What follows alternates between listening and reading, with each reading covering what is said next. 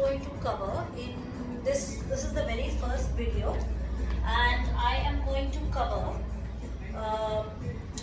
warm-up, postural points, hand positions, hip hits and hip twists. Alright, so in terms of warm-up, Meher has given a lot of exercises. Basically it requires a movement of your arms. So you are engaging your arms, including your wrists. You are engaging your upper arm, shoulders, and you're engaging your neck. You're engaging your chest and shoulder, waist, hip, knees, and finally your ankles. So what I recommend in terms of warm-up, I already have a warm-up video available. I have a couple of warm-up videos available, which I will post a link to. But I would recommend just doing a few rounds of Surya Namaskar because it's a full body warm-up in itself, or any other kind of cardio exercise which also involves other muscle groups. For example, your hips must be involved, your arms. For arms, the best thing to do anytime you have time to spare is spread your arms out like this, move it down, up and down a few times. Flip it over, move it up and down a few times. When I say a few times, I'm saying at least a minute or two. Then you move it forward and back with your palms facing forward. Then your palms facing back. You do the same thing.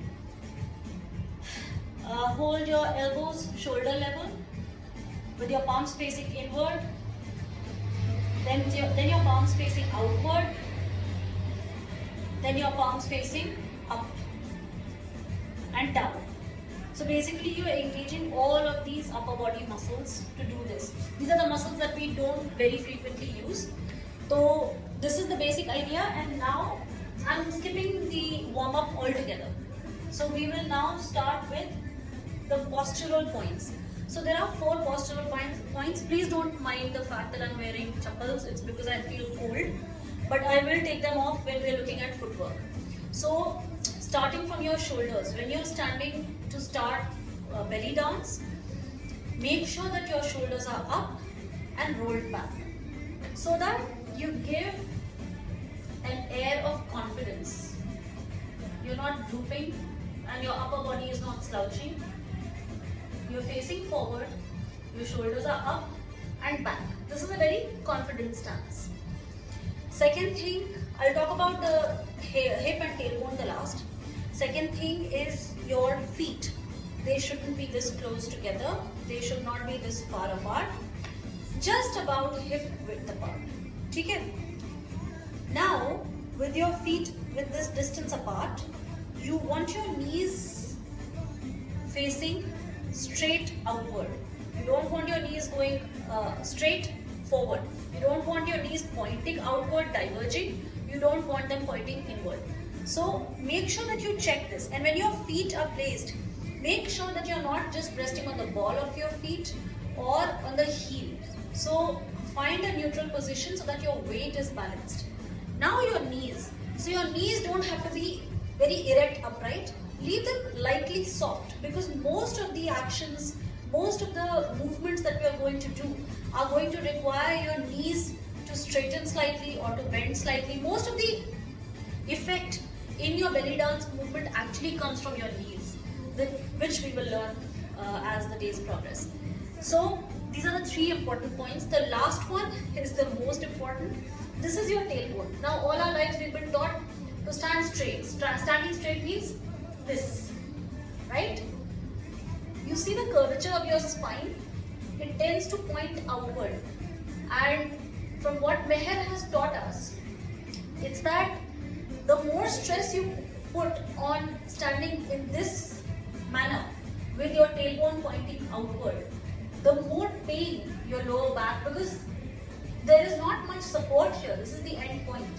So this will exert a lot of pressure, which leads to eventually lower back pain, which is what at some point or another all of us suffer. So the idea, even when you are standing naturally, is to try and tuck it under. So see if you can see it better this way.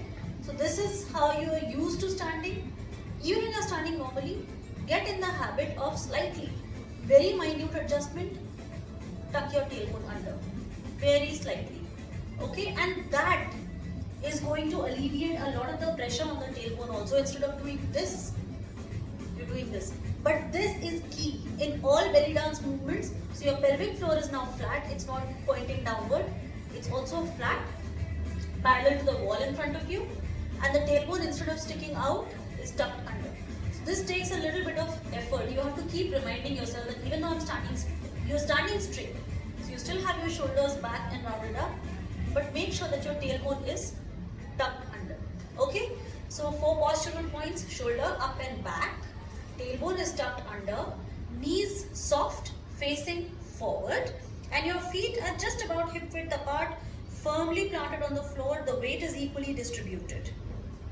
Okay, these were the postural points. Hand positions. So there are 3 primary hand positions that you are always going to use.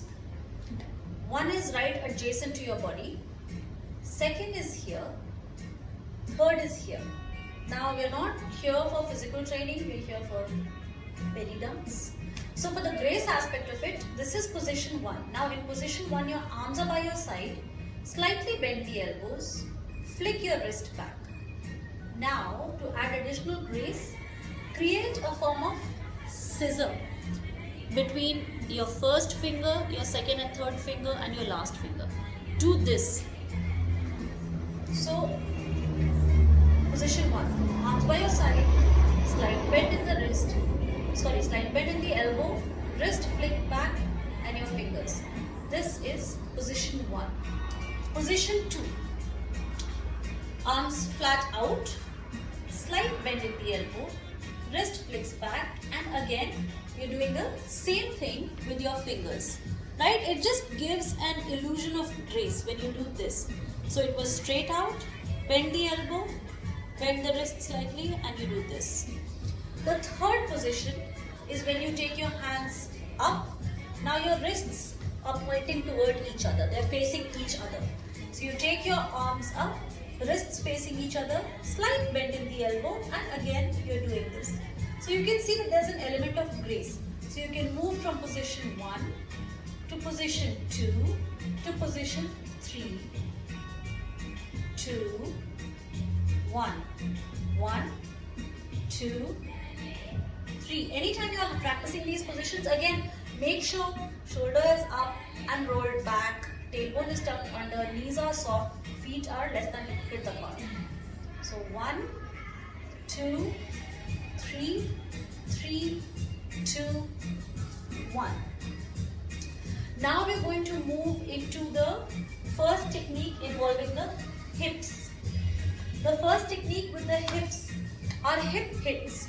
So again, shoulders up and rolled back, tailbone tucked under, knees are soft pointing forward, feet are less than hip width apart. And to do hip hits, ideally you will never keep your hands on your sides to dance. You are always going to have a position. You will be doing something with your hands at any given point. But right now, just to practice, a hip hit is not really a work of the hip, it's again a work of the knee. So what it means is jhatka. What is jhatke mein? What is happening is your knee, I'm sorry I can't roll this out, but the side that you want to jhatka, that knee straightens, the other knee is bent. Okay? And then we want to jhatka the other direction, that knee straightens, this one is bent. This is the gist of a hip hit. So you can do this in position 1 and you start slow. So let's do it at the beat.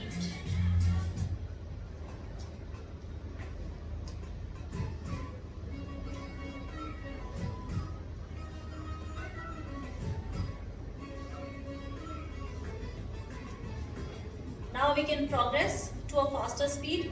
Remember, anytime you speed up, the size of the movement reduces because you can't move that much, you can't deflect your body as much within that frame of time. Okay, so we were doing it at this pace.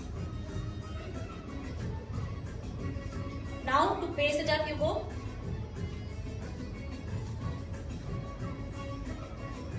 And if you were to pace it up even further, it would go.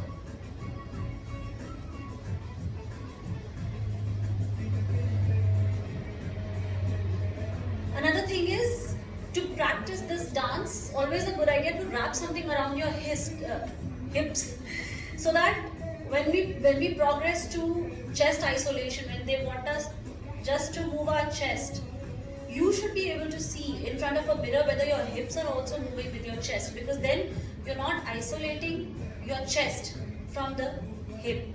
So it's always a good idea to have something hanging off of your, loosely hanging off of your waist, so that you can see what's happening with your hips. So we saw hands are in position, arms are in position 1, and these are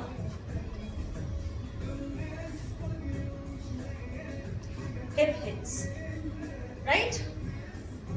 So practice this, you will see the position of your knees. It's just primarily a position of your knees that's changing.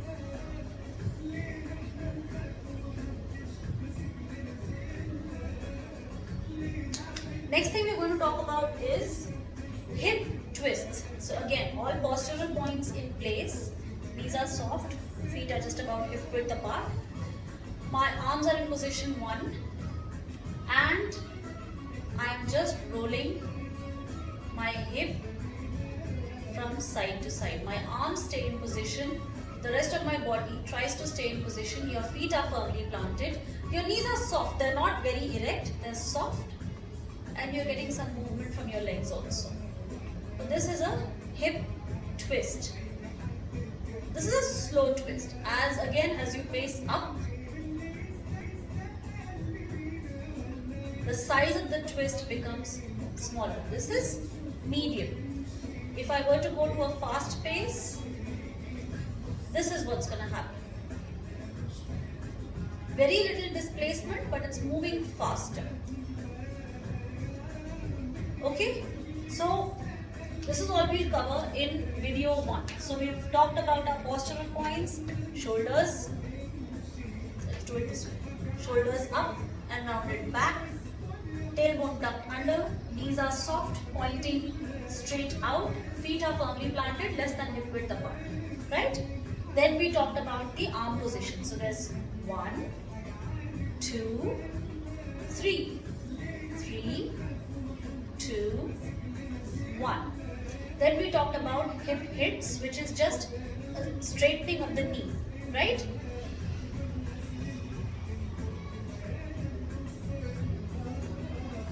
And then we talked about the hip twist. This is a hip twist. You will see that some upper body movement also exists. The idea is to try to prevent that, but it will not, the upper body will stop moving as much when you turn to smaller hip twists, because then the movement is just restricted to this. Okay, and then you can try it in position 1 and position 2.